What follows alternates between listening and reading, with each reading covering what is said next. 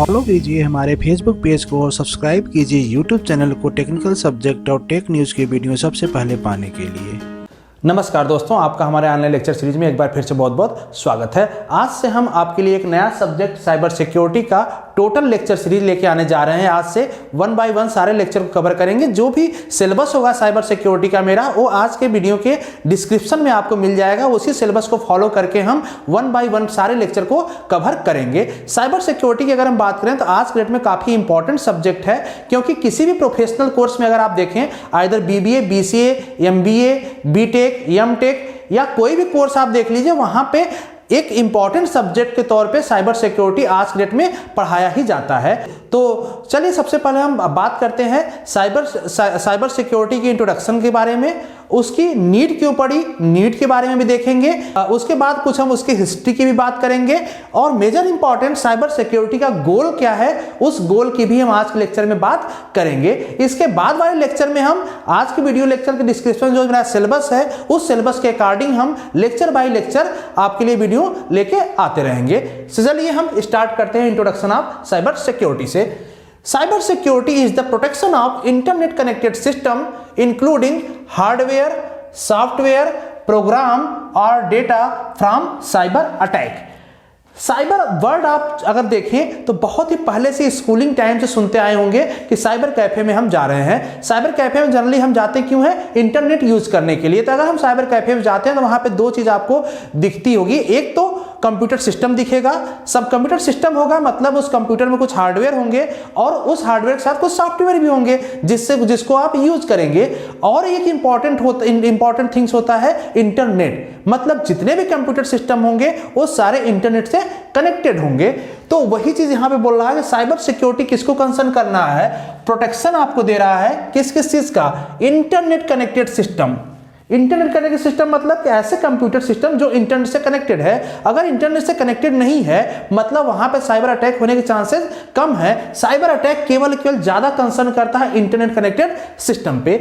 Second, क्या क्या उसमें आ जाएगा? Including hardware. हार्डवेयर को भी सिक्योर करेगा, मतलब अगर आपका सिस्टम इंटरनेट से कनेक्टेड है तो आपका हार्डवेयर सिक्योर नहीं माना जाएगा, कहीं से भी कोई अटैक उस पर हो सकता है।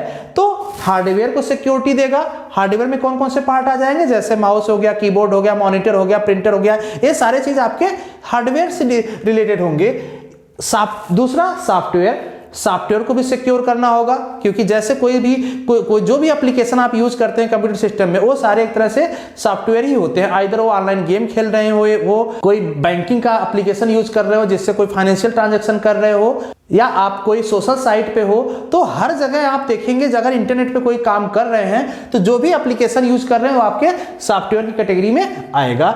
इसके बाद कुछ प्रोग्राम और डेटा होंगे। प्रोग्राम और डेटा मतलब आपके कंप्यूटर सिस्टम में सपोज कोई इमेज है, कोई ऑडियो फाइल, वीडियो फाइल, या कोई भी ऐसे टेक्स्ट फाइल है जो कि काफी आपके पर्पज से इंपॉर्टेंट है, जिसको हम प्रोग्राम या डेटा कह सकते हैं। तो उन सब चीज को साइबर अटैक से प्रोटेक्ट करता है। साइबर अटैक मतलब कोई आपका इंटरनेट पे बाहरी कोई पर्सन है जो कि इंटरनेट से डायरेक्टली आपके सिस्टम पे अटैक कर रहा है, उससे प्रोटेक्ट करता है। वही आपका क्या होता है? Cyber security. साइबर सिक्योरिटी अगर हम देखें तो दो वर्ड, साइबर और सिक्योरिटी, दो वर्ड को इंक्लूड करके बना है। साइबर का मीनिंग सिंपली होता है कंप्यूटर सिस्टम, नेटवर्क, प्रोग्राम और डेटा। कंप्यूटर सिस्टम मतलब कंप्यूटर सिस्टम में दोनों चीज होंगे, हार्डवेयर और सॉफ्टवेयर। नेटवर्क से मतलब है कि सपोज आपका कंप्यूटर सिस्टम है, अगर वो इंटरनेट कनेक्टेड है तो दो मीडियम है उसके इंटरनेट कनेक्शन के लिए, आइदर वो वायर्ड होगा या फिर वायरलेस होगा, तो उसी को हम क्या कहते हैं? नेटवर्क। मींस नेटवर्क में है या तो वायर से कनेक्टेड है या फिर वायरलेस से कनेक्टेड है। वायर होगा तो आपका ईथरनेट, लैन होगा, या अगर वायरलेस है तो वाईफाई हो सकता है, ब्लूटूथ हो सकता है। ये सारे आपके नेटवर्क में आ जाएंगे। इसके अलावा प्रोग्राम और डेटा, जो प्रोग्राम और डेटा होंगे जिसका हम अभी बात कर रहे थे इसके पहले यहाँ पे, कि जो आपके फाइल्स है, कोई इमेज फाइल है, कोई वर्ड फाइल है, कोई आपका ऑडियो वीडियो फाइल है, वो सारे चीज किस कैटेगरी में आते हैं? साइबर में। और अगर सिक्योरिटी वर्ड की हम मीनिंग देखें तो सिक्योरिटी सिंपली क्या है? इन सारे चीज को सिक्योर करना। मींस सिस्टम सिक्योरिटी, आपके कंप्यूटर सिस्टम को सिक्योर करना, नेटवर्क को सिक्योर करना और डेटा और प्रोग्राम को भी सिक्योर करना, इस यही मेन कंसर्न है साइबर सिक्योरिटी का। इस एग्जांपल से हम समझाने की कोशिश करते हैं आपको एक्चुअली साइबर सिक्योरिटी होता क्या है। देखिए, सपोज अगर आप अपने इंस्टीट्यूट में होंगे तो अगर इंस्टीट्यूट को अपने देखें तो आपका जितने भी इंस्टीट्यूट हैं वो सारे सपोज करो नंबर्स ऑफ कंप्यूटर हैं जो आपस में कनेक्टेड हैं और ये सारे सिस्टम पे इंटरनेट एक्सेस कर सकते हैं। मतलब एक इंटरनेट है जिससे आपका कनेक्शन है और इस सिस्टम पे सारे पे इंटरनेट पहुंच रहा है। ऐसे ही सपोज करो एक ऑर्गेनाइजेशन यहाँ है, कोई एक ऑर्गेनाइजेशन यहाँ, अब कोई सारे किससे इंटरनेट से कनेक्टेड हैं और इंटरनेट से कोई इंडिविजुअल पर्सन भी कनेक्टेड है, यहाँ भी कोई इंडिविजुअल पर्सन कनेक्टेड है। अब अटैक कैसे होगा, ध्यान दीजिए कि अगर कोई पर्सन, जैसे एक पर्सन है, अब ये जो इंटरनेट मीडियम है, इस मीडियम के थ्रू इस सिस्टम को भी एक्सेस करने की कोशिश कर सकता है, इसको भी, किसी को भी एक्सेस करने की कोशिश कर सकता है। अगर किसी सिस्टम को एक्सेस किया, अनऑथराइज्ड एक्सेस, मतलब एक्सेस करना अलाउ नहीं है उसको लेकिन एक्सेस कर रहा है, मींस आपके साइबर अटैक को कर रहा है। ऐसे सपोज करो यहां से कोई अटैक आपके सिस्टम पे करना चाहता तो इस इंटरनेट के थ्रू अटैक कर सकता है। तो यही कंसर्न आपको करना है कि यहां देखना है कि कैसे हम अपने सिस्टम को प्रोटेक्ट कर सकते हैं। नेक्स्ट आपका आता है need of cyber security. Need of cyber security की अगर हम बात करें तो ज़्यादा इंपॉर्टेंट साइबर सिक्योरिटी आज के डेट में हो जाता है, क्योंकि अगर हम बात करें आज की ईरा की तो आज हम एक तरह से कंप्यूटर ईरा में जी रहे हैं, जो कि सारे कंप्यूटर वर्ल्ड वाइड, सारे कंप्यूटर इंटरनेट पे काम कर रहे हैं आज के डेट में। मतलब आपका मोबाइल फोन हो, कंप्यूटर हो, सारे कहीं ना कहीं इंटरनेट से कनेक्टेड हैं। तो साइबर सिक्योरिटी के ज़्यादा जरूरत पड़ जाती है, क्योंकि अटैक होने के चांसेस यहाँ पे ज़्यादा है आज के डेट में। तो कुछ यहाँ पे हमने लिस्ट आउट कर रखा है पॉइंट जिसका मेजर कंसर्न होता है साइबर सिक्योरिटी की नीड के लिए। सो सबसे पहला है टू प्रोटेक्ट प्राइवेट डेटा। आपका प्राइवेट डेटा होगा, प्राइवेट डेटा मीन्स वही फिर अगेन आ गया, इमेज हो गया, ऑडियो वीडियो या कोई फाइल ऐसी हो गई जो आपकी प्राइवेट है, उसको प्रोटेक्ट करना, उसके लिए साइबर सिक्योरिटी की जरूरत पड़ी। नेक्स्ट जरूरत पड़ी to protect intellectual property. Intellectual property मतलब जैसे आपका कोई रिसर्च है, आपने उसको कॉपीराइट कर दिया या उसका पेटेंट कर दिया, तो उसकी भी सिक्योरिटी चाहिए आपको कि कोई आपका पेटेंट चुरा ना ले, कोई आपका कॉपीराइट मटेरियल चुरा ना ले। तो उस टाइप का इंटेलेक्चुअल प्रॉपर्टी को भी सेव करने की जरूरत होती है, उसलिए साइबर सिक्योरिटी की जरूरत है। नेक्स्ट है टू प्रोटेक्ट बैंकिंग और फाइनेंशियल डेटा। आपका इंटरनेट बैंकिंग आप यूज करते होंगे तो उसकी डेटा को भी सिक्योर करना साइबर सिक्योरिटी की जरूरत है। नेक्स्ट आ जाएगा नेशनल सिक्योरिटी। नेशनल सिक्योरिटी से मतलब है कि डिफेंस पे भी काफी साइबर अटैक आज के डेट में होते हैं, जिसमें नंबर 1 पे अगर हम बात करें वर्ल्ड वाइड तो रसिया है, जो कि साइबर अटैक के थ्रू किसी भी कंट्री के डिफेंस पे अटैक करने की पावर रखता है अपने पास। तो नेशनल सिक्योरिटी भी यहाँ पे कंसर्न होता है। जैसे सपोज करो कि कोई आपका इंडिया में बात करें तो सेना है, तो सेना का जो कम्युनिकेशन होता है, अगर वो कम्युनिकेशन लीक हो गया, उस पे कोई साइबर अटैक हो गया, तो आप समझ सकते हो कि किसी भी कंट्री की सिक्योरिटी कितना कंसर्न करती है यहाँ पे। तो नेशनल सिक्योरिटी की भी बात हो जाएगी। नेक्स्ट आता है ग्लोबल इकोनॉमी। ग्लोबल इकोनॉमी से मतलब है कि वर्ल्ड, दुनिया की अर्थव्यवस्था। अगर दुनिया की अर्थव्यवस्था ही को हम प्रोटेक्ट नहीं करेंगे, उसको सिक्योर नहीं करेंगे, तो आपका हर कंट्री की करेंसी हो गई, वहां के बिजनेस हो गई, ये सारे चीज आपके डैमेज हो सकते हैं। लास्ट आता है प्रोटेक्ट सेंसिटिव डेटा। बहुत सारे ऐसे डेटा होते हैं जो काफी सेंसिटिव होते हैं, तो सेंसिटिव डेटा को किसी भी हाल में प्रोटेक्ट करने की जरूरत होती है। मतलब कुछ ऐसे डेटा होते हैं जिसको लीक होने से बहुत ज़्यादा आपका फर्क नहीं पड़ेगा, लेकिन बहुत सारे ऐसे सेंसिटिव इंफॉर्मेशन होता है जिसको लीक होने से या जिस पे साइबर अटैक होने से बहुत ही ज़्यादा लॉस हो सकता है। तो इस टाइप के डेटा को भी सिक्योर करने के लिए साइबर सिक्योरिटी की नीड पड़ती है। अगर हम हिस्ट्री की बात करें तो साइबर सिक्योरिटी आज के डेट में तो काफ़ी ज़्यादा यूज होने लगा है इसका, कि अटैक बहुत ज़्यादा होने लगे हैं, डेली कहीं ना कहीं कुछ ना कुछ अटैक होते हैं। लेकिन अगर इसका स्टार्टिंग देखें तो सबसे पहला स्टार्ट माना जाता है 1969 में। 1969 में जो कंसेप्ट आया था साइबर अटैक का, वो 1969 से स्टार्ट हुआ था कि हाँ कुछ अटैक हो रहा है। क्या हुआ था 1969 में? प्रोफेसर थे कुछ UCLA यूनिवर्सिटी थी, university of California Los Angeles की, जो कि मैसेज सेंड कर रहे थे स्टैंडर्ड रिसर्च इंस्टीट्यूट को।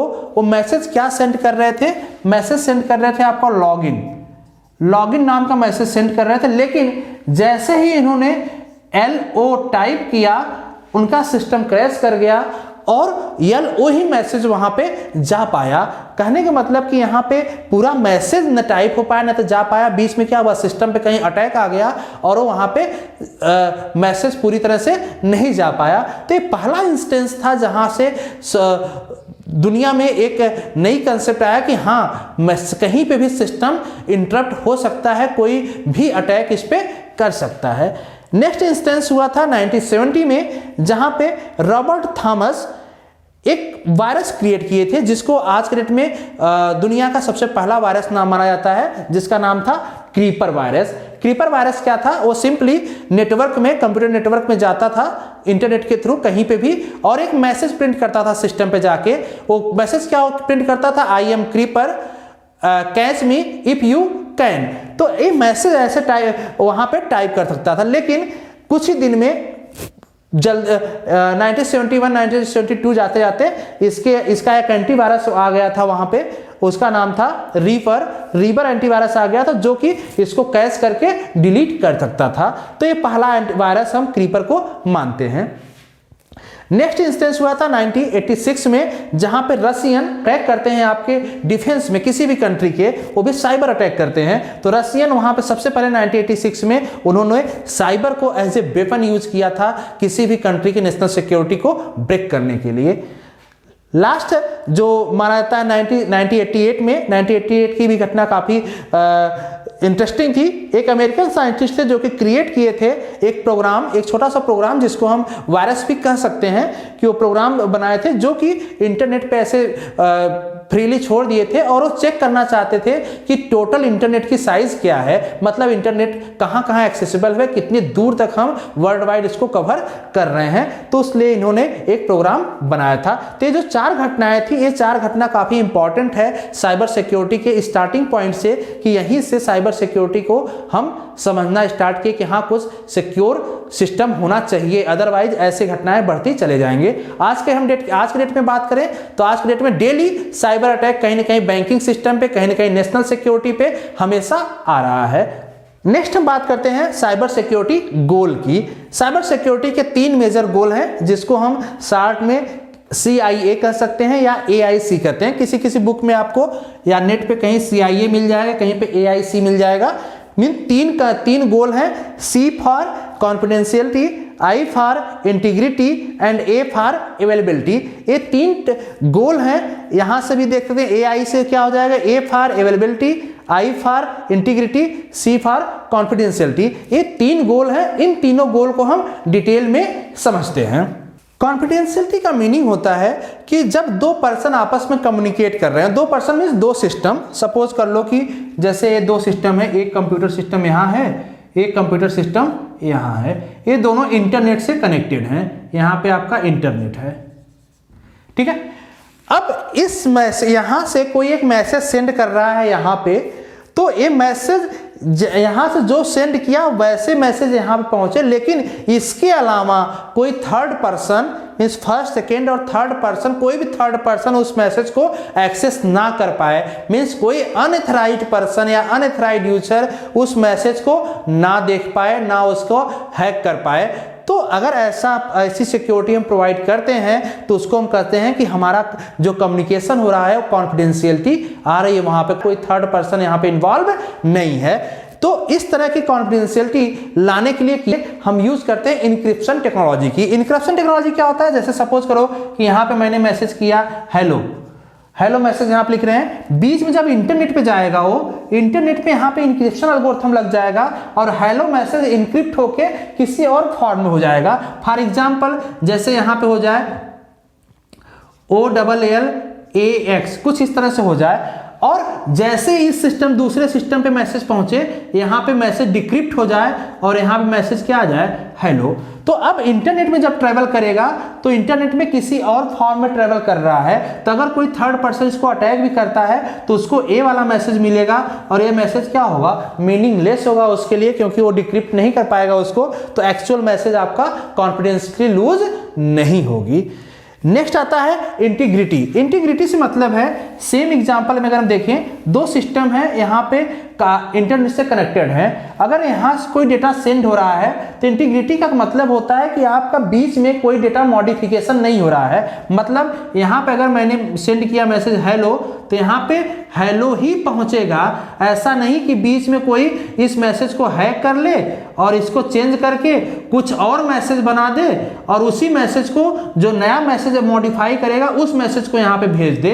ऐसा नहीं होना चाहिए था। अगर ऐसा हो रहा है तो उसको हम कहेंगे इंटीग्रिटी लॉस हो रही है यहाँ पे। नेक्स्ट आता है अवेलेबिलिटी।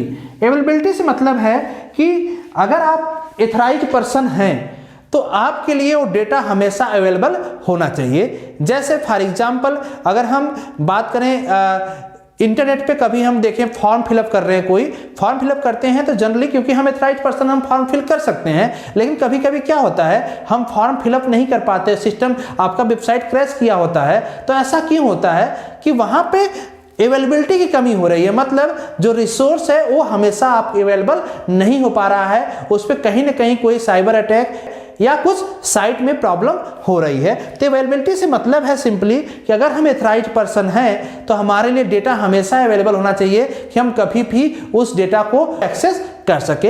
एग्जाम्पल के तौर पे आप देख सकते हैं जैसे IRCTC से आप टिकट बुक करते होंगे, तो जब IRCTC टिकट बुक करते होंगे तो उसकी एक लिमिट होती है IRCTC की कि पर सेकेंड कितना टिकट वो बुक कर सकता है। अगर उससे ज़्यादा या बहुत ज़्यादा ले लो, बहुत ज़्यादा रिक्वेस्ट आ जाए टिकट बुक करने के लिए उस पार्टिकुलर मिनट में, तो क्या होगा उस टाइम सिस्टम क्रैश कर जाएगा, टिकट बुक नहीं हो पाएगा किसी का भी। तो ऐसा नहीं होना चाहिए। वही चीज बोलना है अवेलेबिलिटी। अगर अवेलेबिलिटी है, अगर आपका एथराइज्ड पर्सन है तो कभी भी उसको एक्सेस कर सकता है। तो ये 3 मेजर गोल थे, कॉन्फिडेंशियलिटी, इंटीग्रिटी और अवेलेबिलिटी। तो आज के लेक्चर में बस इतना ही करते हैं। नेक्स्ट लेक्चर पे हम सिलेबस के नेक्स्ट टॉपिक की बात करेंगे। सिलेबस आपको आज के वीडियो के डिस्क्रिप्शन में पूरा मिल जाएगा, वहां से आप 1 बाय 1 सिलेबस को हम लेक्चर में कवर करते चलेंगे, जिसको आप वीडियो लेक्चर में मेरे देख सकते हैं। होपफुली आपको आज का लेक्चर काफी समझ में आ गया होगा। अगर आप हमारे चैनल पर न्यू व्यूवर हैं तो प्लीज हमारे चैनल को जरूर सब्सक्राइब कीजिएगा।